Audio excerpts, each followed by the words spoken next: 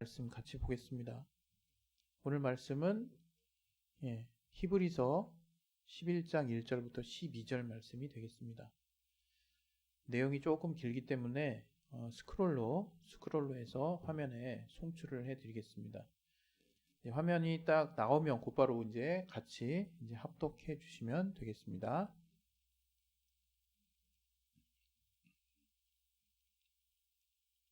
시작. 믿음은 바라는 것들의 실상이요 보지 못하는 것들의 증거니 선진들이 이로써 증거를 얻었느니라. 믿음으로 모든 세계가 하나님의 말씀으로 지어진 줄을 우리가 아나니 보이는 것은 나타난 것으로 말미암아 된 것이 아니니라.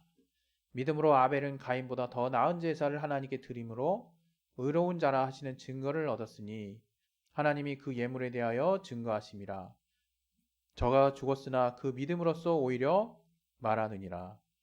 믿음으로 에녹은 죽음을 보지 않고 옮기었으니 하나님이 저를 옮기심으로 다시 보이지 아니하니라.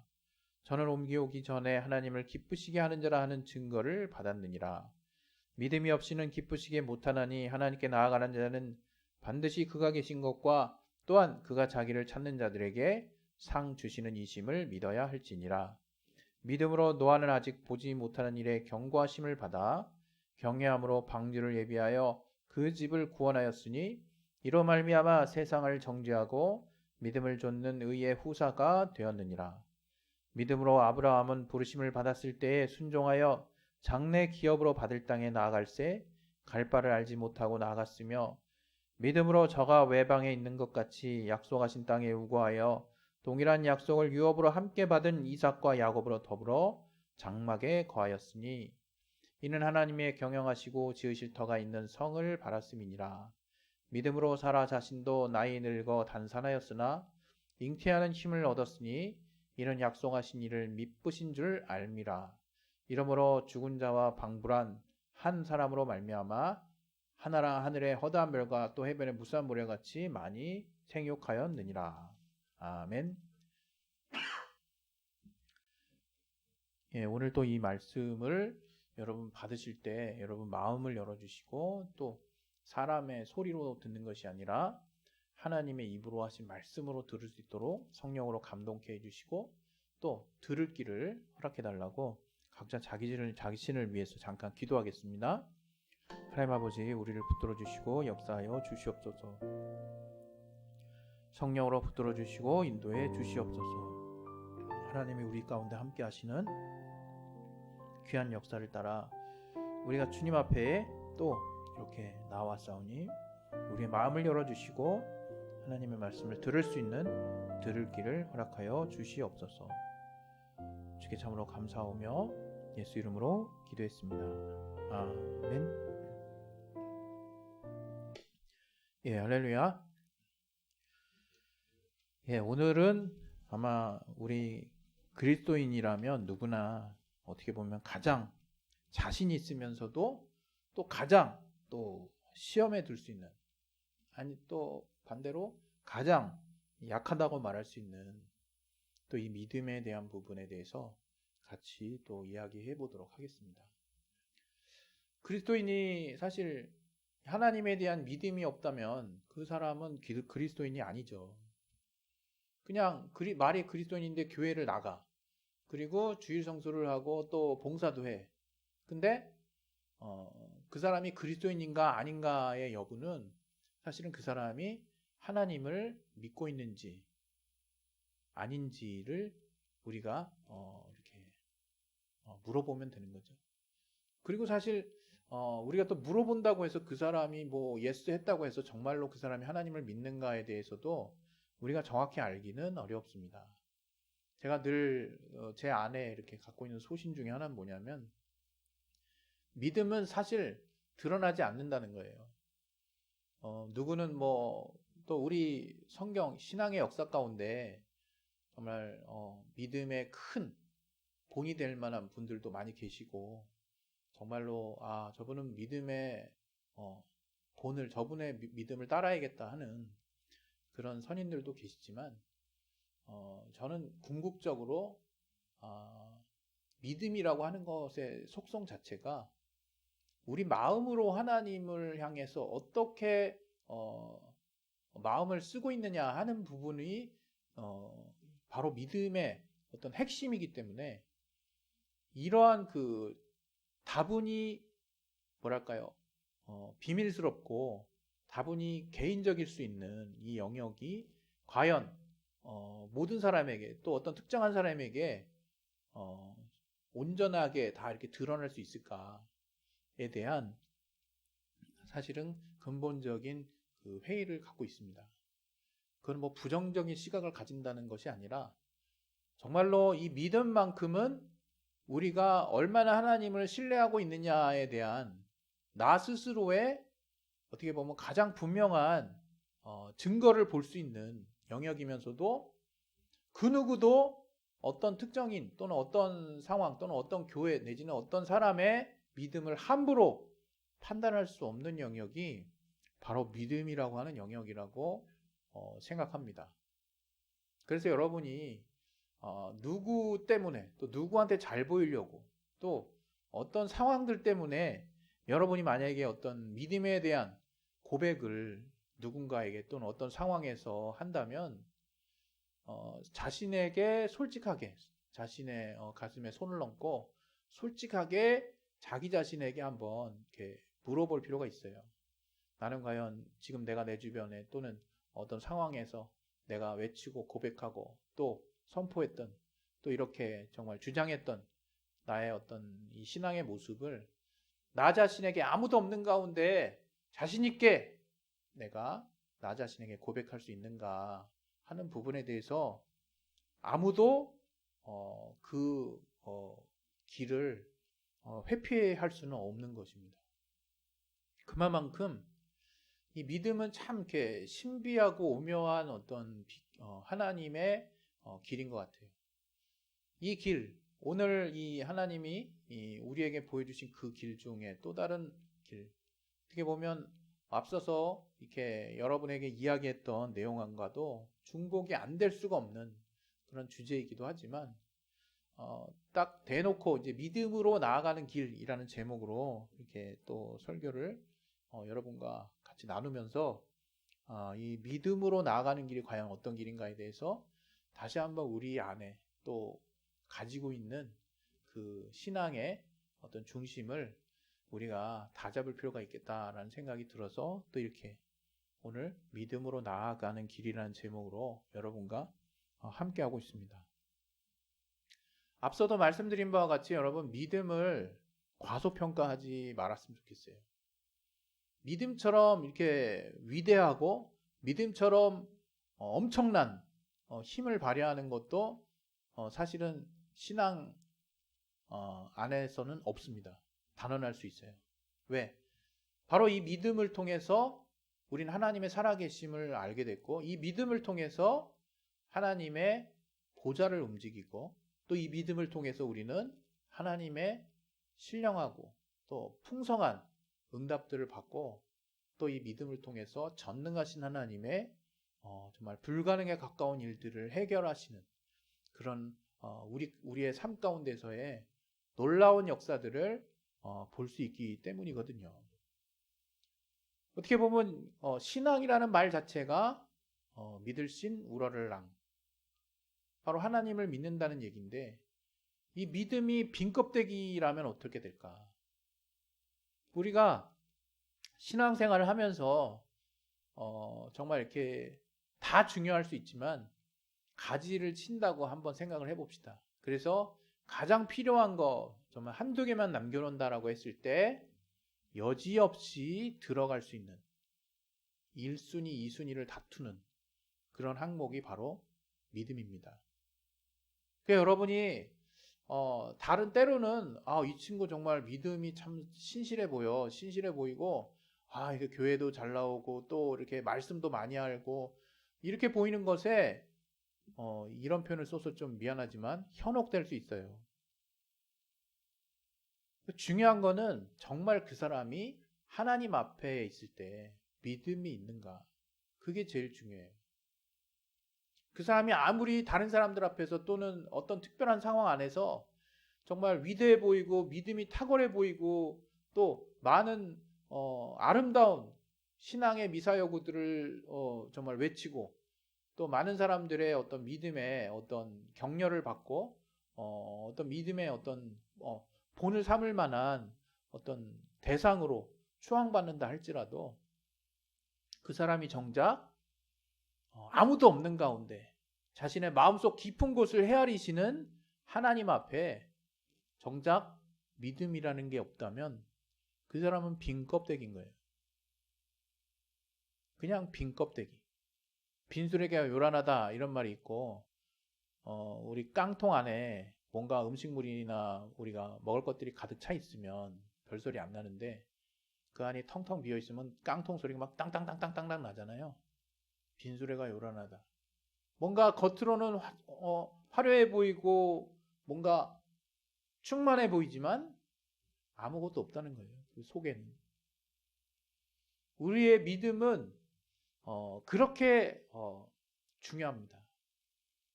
오늘 특별히 저와 여러분이 많이 또 접했던 이 믿음장 히브리서 11장을 1절부터 12절까지 어떻게 보면 조금 장황할 수 있도록 믿음으로 과연 어떻게 했는지 짜자짜자 해가지고 포커스가 모여지지 않을 우려도 그냥 감수한 채 이 믿음장의 상당 부분을 우리가 쭉 읽어 내려갔던 이유는 과연 저와 여러분은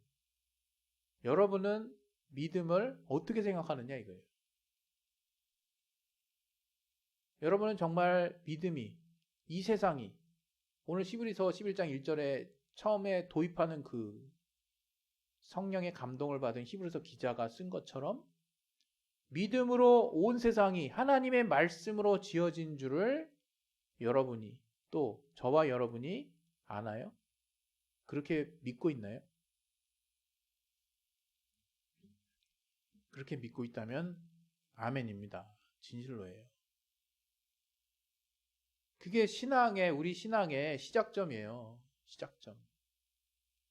그리고 더 나아가서 이제 그 하나님의 어떤 말씀을 믿고 그 하나님의 말씀을 따라 믿었던 선진들의 이야기가 그때 쫙 나오죠. 2절부터.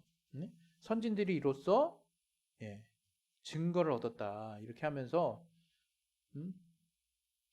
여기 보면 가인과 아벨부터 나오죠. 가인과 아벨은 이제 아담의 이제 자식이죠. 아담과 하와에게서 나온 첫 자녀인데 거기서 정말 인류 역사에 아주 충격적인 살인 사건이 일어나지만 여기서 이 히브리서 기자가 주목하게 하기 위한 내용은 정말 가인의 살인 사건도 아니고 또 정말 이것이 인류에게 얼마나 큰 영향을 미쳤는지에 대한 후과에 대한 이야기를 한 것도 아니고 단지 가인과 아벨을 하나님이 보셨을 때 왜 하나님이 아벨의 제사를 더 나은 제사라고 평가하셨는지에 대한 내용을 기록하고 있습니다. 어떤 사람은 그래요. 가인은 이제 농사꾼이었고 아벨은 이제 짐승을 잡는 자였기 때문에 목축을 하는 자였기 때문에 아벨이 피로 이제 제사를 드려서 더 나은 제사를 드렸다. 이제 이렇게 해석을 하거든요. 물론 그 피해 제사에 대한 점진적 계시적인 차원에서의 우리가 추측하고 또 우리가 좀 염두에 보아야 할 하나님의 우리를 향한 계시가 분명히 담겨 있어요. 그러나 여기서 히브리서 기자는 그 얘기를 하는 게 아닙니다. 무슨 얘기를 했습니까? 아벨은 가인보다 더 나은 제사를 드렸는데 그리고 그것을 통해서 의로운 자라 하시는 증거를 얻었는데 그 예물에 대하여 하나님이 이제 증거를 하셨어요. 근데 그 이유가 바로 믿음으로써 저가 하나님 앞에 나아갔다는 것을 이야기하고 있거든요. 또 그 이후에 우리는 또 에녹의 사건을 또 이제 보죠. 에녹 이 성경의 역사대로 우리가 이 믿음의 선진들의 삶을 이렇게 딱 이렇게 읽어보면요. 에녹은 사실 죽음을 이 땅에서 보지 않았다고 우린 볼 수 있어요. 그냥 하나님이 그냥 옮기셨거든요. 에녹을. 그래서 이게 어떻게 이론적으로 가능하냐 이런 거 다 떠나서 저가 하나님의 어떤 믿음을 따라 사는 삶을 살았기 때문에 하나님은 저 에녹을 기뻐하셨고 에녹을 또 사랑하셨고 또 하나님을 기쁘시게 하는 자란 증거를 또 정말 에녹이 보여줬고 저가 그래서 그냥 하나님이 데리고 가셨어요. 이거 어떻게 표현할 수가 없어요. 더 이상. 그리고 또 노아가 있죠. 노아. 우리 그 유명한 노아의 방주 알잖아요. 네모난 그 직육면체. 그게 이제 아라랏산에 딱 이제 멈춰 있는데 그 아라랏산이 지금 이 시대에 정말 중동의 어딘 지역이냐 아니면 뭐 터키냐 뭐 말이 많지만 그것보다 더 중요한 건 뭐냐면 노아가 자신의 일생을 그냥 방주 짓는 일, 하나님의 말씀을 철석같이 믿고서 정말 그 시대 사람들이 봤을 때는 얼마나 미련한 짓이라고 저 약간 미친 사람으로까지 봤을 것 같아요. 자신의 인생 전부를 바쳐서 엄청난 크기의 방주, 그거 하나님이 지으라고 명하신 그 사이즈죠. 그런 방주를 짓고 있는 그 노아를 통해서 세상은 비난하고 세상은 비웃었고 세상은 깔봤지만 하나님만큼은 하나님이 명하신 대로 노아가 순종을 했기 때문에 그 믿음을 엄청나게 귀하게 보시고 결국 결과적으로 노아의 식구들만 살아남았죠. 홍수로부터. 엄청난 사실은 그러니까 구원을 받은 거예요.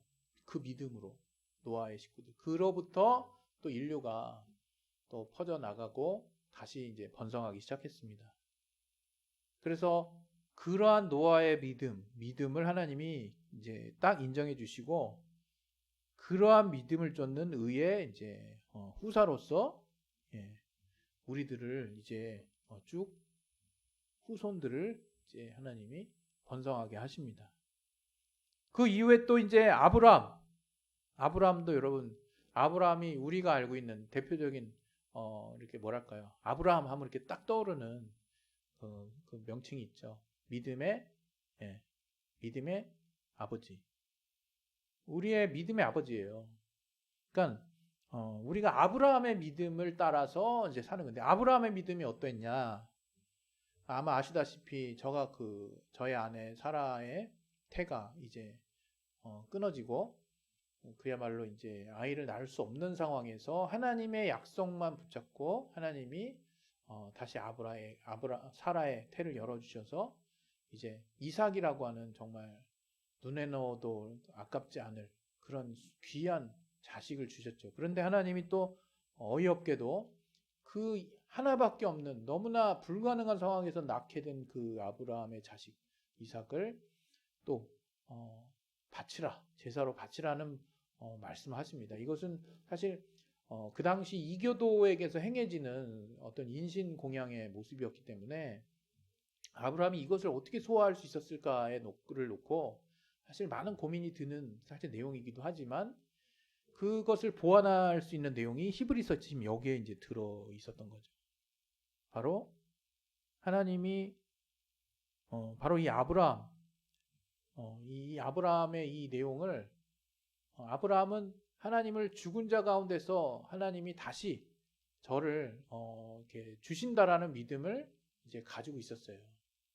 그 믿음을 가질 수 있었기 때문에 하나님이 또 그렇게 너의 그 씨로 말미암아 천하 만민이 복을 얻으리라는 하나님의 약속을 해주시고 그 씨가 될 자가 이삭으로 말미암는다라고 하나님이 약속을 해줬기 때문에 아브라함은 그 이후에 하나님이 이삭을 바치라는 그런 하나님의 명령을 당연히 하나님의 앞서 하신 그 약속도 이미 뭐 사장된 것이 아니기 때문에 그렇다면 하나님이 어떻게 해서든 그 이삭을 통해서 자손을 만들어 주시겠구나. 내가 생각할 수 있는 인간적인 한계 안에서의 생각은 그럼 하나님이 내가 이삭을 갖다 바치더라도 다시 살려주시겠구나. 이런 생각을 할 수 있었다는 거예요. 능히. 왜? 아브라함이 불가능한 가운데 이삭을 얻었어요. 하나님은 없는 것을 있는 것 같이 부르시니라고 아브라함 그때 그 믿음이 생겼습니다. 그리고 그렇게 귀한 아들을 이제 키우는 과정에서 하나님과의 그런 깊은 관계가 이제 생겼죠. 그 이후 하나님이 이제 그 이삭으로 말미암는 천하 만민이 복을 얻는 그 정말 번성에 대해서 그 또 그 후손에게서 정말 대적의 문을 얻는 예수 그리스도의 이제 원시 계시까지 하나님이 이제 해주시지 않았습니까? 그렇기 때문에 하나님의 말씀에 의하면 이삭은 절대 죽을 수가 없는 거예요. 그 말씀을 믿고 아브라함은 능히 하나님의 말씀대로 순종을 하게 되는 거죠. 순종한다는 건 뭡니까? 하나님을 철석같이 이제 믿게 됐다는 거죠. 그 믿음을 통해서 정말 이 하나님이 아브라함의 믿음을 이제 제대로 뭐랄까요? 만천하에 인정해 주시기 시작했어요. 그래서 이게 처음에는 아브람 있죠. 그러다가 아브라함 되는데 그 이제 육신의 아비였다가 이제 열국의 아비가 되는 그런 명칭으로 저가 이제 바뀌어서 불려지게 되고 이제 저는 정말 모든 믿는 자의 아버지가 된 거예요. 다시 말하면 하나님을 아브라함이 결국 어떻게 믿었느냐? 없는 것을 있는 것 같이 부르시며 죽은 자를 살게 하시는 하나님이라고 믿었던 거예요, 아브라함이. 근데 그것이 바로 우리 그리스도인이 가지고 있는 믿음의 정확한 색깔이거든요. 다시 말하면 믿음에는 불가능이 없다는 거예요. 믿음에는 불가능이 없다. 그래서 오늘 이러한 구절들을 우리가 쭉 한번 보면서 과연 나는 믿음을 도대체 어떻게 생각하고 있고 내가 어쨌든 신앙생활을 하면서 믿음에 대해서 들었고 또 믿음에 대해서 내 머리로 또 이렇게 정리하고 있는 내용들을 실제로 내가 하나님이 지금 우리에게서 기대하시는 믿음과 얼마나만큼의 거리감이 있는지를 한번 살펴볼 필요가 있는 거예요. 하나님이 우리에게 주신 믿음의 능력이 어느 정도냐? 저가 만약 하나님의 약속을 또 그 하나님의 약속이 전제가 있겠죠. 하나님의 약속의 말씀이 과연 성령의 올바른 감동에 따라 제대로 우리에게 주어졌을 때 그 말씀을 믿는 그 믿음이 내가 온전하다면 다시 말하면 뭐 의심 1도 없이 그냥 믿는다. 하나님이 그렇게까지 우리를 완벽한 존재로 보지 않으세요. 때로는 우리가 신앙생활 하다가 믿음에 대해서 굉장히 혼란스러울 때가 있어요. 그러나 제 경험상 제가 이렇게 신앙생활을 하면서 느꼈던 건 뭐냐면 하나님이 나보다 정말 나를 더 잘 아시는구나.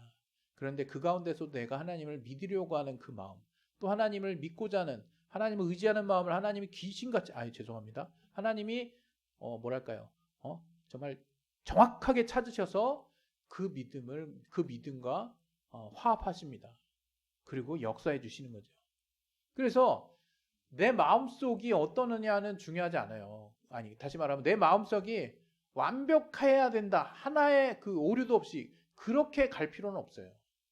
다만 하나님을 향한 내 중심, 하나님을 향한 내 믿음은 반드시 있어야 된다는 거죠. 그랬을 때 이제 어떻게 되느냐? 바로 그 믿음의 능력, 그 믿음의 위력은 없는 것을 있는 것 같이 부르시는 하나님의 능력이고 그 믿음은 죽은 자를 살아낼 수 있는 불가능한 영역에서 가능한 영역으로 하나님이 역사하실 수 있는 그러한 위력을, 그러한 능력을 가진 실체가 바로 믿음으로 나아가는 길이라는 거예요. 그러니까 여러분이 믿음으로 나아가는 길을 이렇게 여러분의 그 쪼그라든 어떤 경험치에 의해서 한계치를 줄여버리고 이렇게 장롱 속에 처박아 두고 또는 기억도 하지 못할 정도로 너무나 이렇게 뜸하게 찾지 말았으면 좋겠어요. 자주 찾으시고 불가능해 보이는 것도 계속해서 하나님의 약속이 있다면 그 사건, 그 상황, 그 어떤 나의 어떤 내가 믿음으로 고백하고자 하는 그 내용들에 대한 하나님의 정말 지지해 주시는 말씀과 성령의 감동이 있다면 지체하지 말고 믿음을 계속 내 안에서 세우시라는 거예요. 하나님의 약속을 막 계속 믿으려고 여러분이 의지를 쓰시고 또 중심으로 아무도 보지 않는다니까요. 다른 사람들 앞에서 저 사람 믿음 끝내주네. 아무런 필요 없습니다, 여러분. 쓰잘데기 없어요, 진짜. 그런 인정받을 시간에 정말 이 겨자씨 한 알만의 믿음이라도 있다면 이 산더러 들려 저 바다로 빠치우로 하면 그대로 됐을 거라고 예수께서 말씀하셨거든요. 그러니까 뭔가 의리의리한 걸 하나님이 우리에게서 기대하신다고 보면 안 돼요. 우리를 이미 아신다니까요. 우리 내면에 하나님 앞에 하나님을 배신하지 말고 하나님의 약속의 말씀을 여러분이 붙잡고자 하는 의지, 그 믿음, 그것이 뭐 남들이 볼 땐 변변찮게 보여도 상관없어요. 여러분 다른 사람 마음속에 들어와 본 적 한 번도 없잖아요. 그 사람 마음, 우리 정말 인생을 정말 마무리할 때까지 어떤 특별한 사람의 마음속에 완전하게 들어가 있을 수 있는 사람은 한 명도 없어요. 그 얘기는 뭐예요? 우리의 마음만큼 하나님 앞에 중심으로 나아가는 마음만큼 귀한 것이 없고 그것이 다른 사람에게 제대로 평가되지 않을 확률은 100%예요. 그러니 남들의 시선 의식하지 마시고 정말 하나님이 우리에게 믿음으로 나아가는 길, 그 길은 불가능한 것을 가능하게 하시는, 없는 것을 있는 것 같이 부르시는, 죽은 자 가운데서 살게 하시는 너무나 위력적인 힘을 가질 수 있는 하나님의 분명한 응답이 담긴 약속의 말씀이라는 것을 믿으시고 그 믿음 안에서 여러분이 확실한 하나님의 응답을 취할 수 있기를 예수 이름으로 축원드립니다. 여러분 그 믿음으로 나아가는 길을 이제 내가 계속 이제 걸어가다 보면요. 삶의 기쁨이 무엇인지 알게 돼요. 세상은요. 있다가도 없고 또 가진 것도 빼앗기고 또 계속해서 변화되는 곳이에요. 그래서 뭔가 내가 일상의 평온을 유지하기 어려운 곳이 바로 세상입니다. 그게 실상이고요. 그러나 하나님의 믿음으로 열어놓으신 길은 영원히 변치 않는 평안이 있는 곳이라, 기쁨이 있는 곳이라, 응답이 있는 곳이고 그 하나님의 믿음으로 말미암는 능력의 말씀을 내가 내 상황, 내 중심을 가지고 내가 하나님과 중심으로 하나님을 대해서 내가 그 믿음의 길을 걸어가려고만 한다면 하나님은 역사하실 것입니다. 예, 할렐루야. 예, 우리 시간에 이제 이 믿음으로 나아가는 길, 그 길을 묵묵히 또 하나님의 도우심으로 내가 주님 만나는 날까지 잘 걸어갈 수 있도록 하나님 역사해 달라고 우리 시간에 예수여 한번 하시고 기도하겠습니다. 예수여, 하나님 아버지 믿음의 길을 우리가 묵묵히 잘 걸어갈 수 있도록